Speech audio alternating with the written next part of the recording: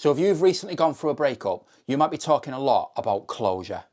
Closure from your ex. If you can just sit down with them and get an explanation as to what actually happened, you'll be able to accept it and move on, right? Wrong. You're lying to yourself. And in this video, we're going to be discussing why that is and what you can do to actually move past it. Roll VT.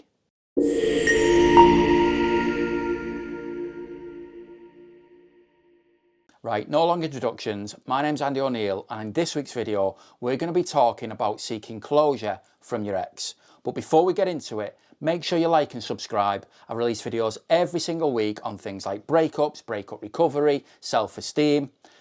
I ain't one to sugarcoat things though. I'm going to give you the truth, the things that you need to hear. There's loads of online gurus out there that you can go to that are going to give you some magic formula, some magic text message that's going to help you win your ex back. If you want to go to them, turn this video off now. I deal with facts, I deal with truth, and I ain't going to pussyfoot around. I'm going to tell you the things that are hard to hear, but what's going to help you in the long run.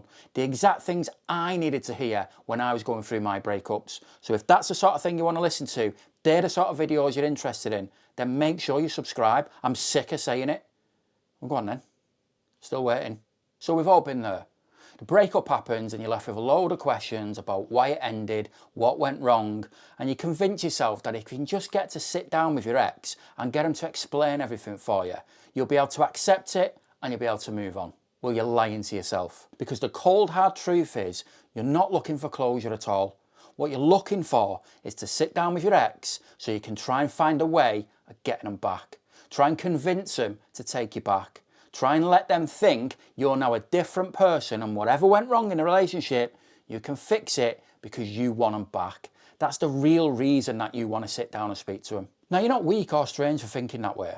It's a common part of breakup recovery. Accepting it's over is the biggest challenge that my clients face when I'm coaching them, so you're not on your own. But let's break it down. When we say we want closure from our ex, what we're really doing is holding on to hope. Hope that maybe, just maybe, if we can get a chance to sit down with our ex, they might regret their decision. They might believe, actually, I shouldn't have ended this and I really do want them back. That hope is keeping you stuck. Stuck because you're not accepting that the relationship is actually over. You see, hope can be a beautiful thing, but when it comes to breakups, it's the enemy. By holding on to the hope that they'll give you the answers that you want, you're ignoring the cold, hard truth. They don't want you anymore. And I know that hearing that is brutal. It hits you right in the gut. Because here's the reality. The only answer that you need to know, you've already got. They chose to walk away.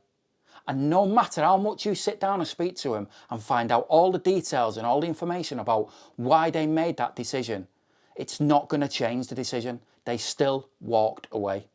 And the longer you chase explanations, the longer your healing process will take. We get caught up thinking that if we just had an explanation for it all, we can get closure. But real closure doesn't come from them, it comes from you.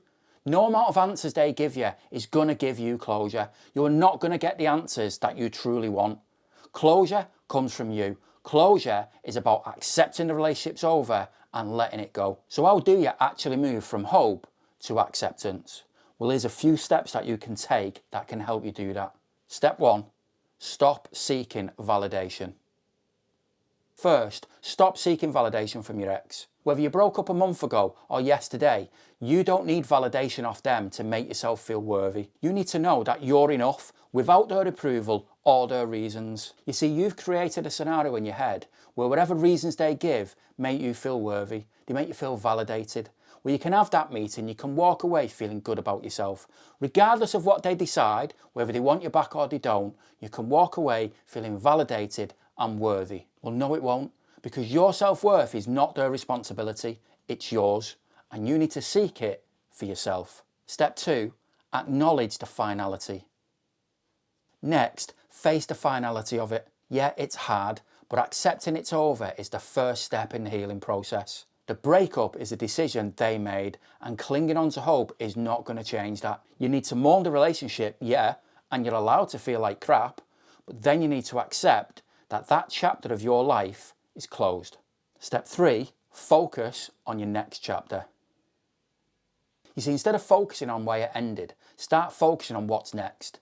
What new hobbies and interests do you want to get involved with? What new passions do you want to explore? Start thinking about your future without them in it, and not in a negative way, but in a way that brings you excitement and empowerment. You see, right now it probably feels like nothing can excite you, but that's just a story that you're telling yourself. The story that you can't be happy without your ex. Well, yes, you can. And in your next chapter, you will be. So you need to think about what that chapter is going to include. Step 4, get rid of the fantasy. You see, a huge part of moving on is letting go of this fantasy of what might have been. We often get stuck because we're holding on to this idealised version of what that relationship actually was. Now, I've spoke about this in other videos, about how we can look back and we can filter all the bad stuff of the relationship and only remember the good. And it's left you thinking that you had this perfect future mapped out with your ex, but you didn't, because it wasn't the perfect relationship, they wasn't the perfect partner, and neither was you. That's why it didn't work. So remember, you're not losing the fantasy, you're just letting go of something that wasn't serving you anymore. Step 5, lean on your support system. And lastly, don't go through this alone. Lean on your friends, lean on your family, see a therapist, see a life coach, whoever you need to make you feel supported. Share your feelings and vent if you need to. Be around people who's going to remind you of your self-worth. You see, sometimes we get so wrapped up in wanting answers from our ex that we forget we've already got people around us that love us. So if you find yourself constantly wanting answers from your ex, ask yourself, am I really seeking closure, or am I just holding on to hope? Just be honest with yourself, because the sooner you face the truth, the sooner that you can let go of that hope that's keeping you stuck and preventing you from moving to acceptance. And I know it isn't easy, but the truth is, moving to acceptance is where your healing will really happen. It's the moment you stop looking for answers outside of yourself and start finding the strength within. You see, you deserve to move on, to rebuild, and create a future that's entirely yours. The only answer that you need is that they've moved on, and now it's your turn. Right, that's the end of that one. So if you want to hear more straight talking truths about breakup recovery, and how to actually feel good about yourself, then don't forget to subscribe. Thanks for watching, and I'll see you in the next one. Laters.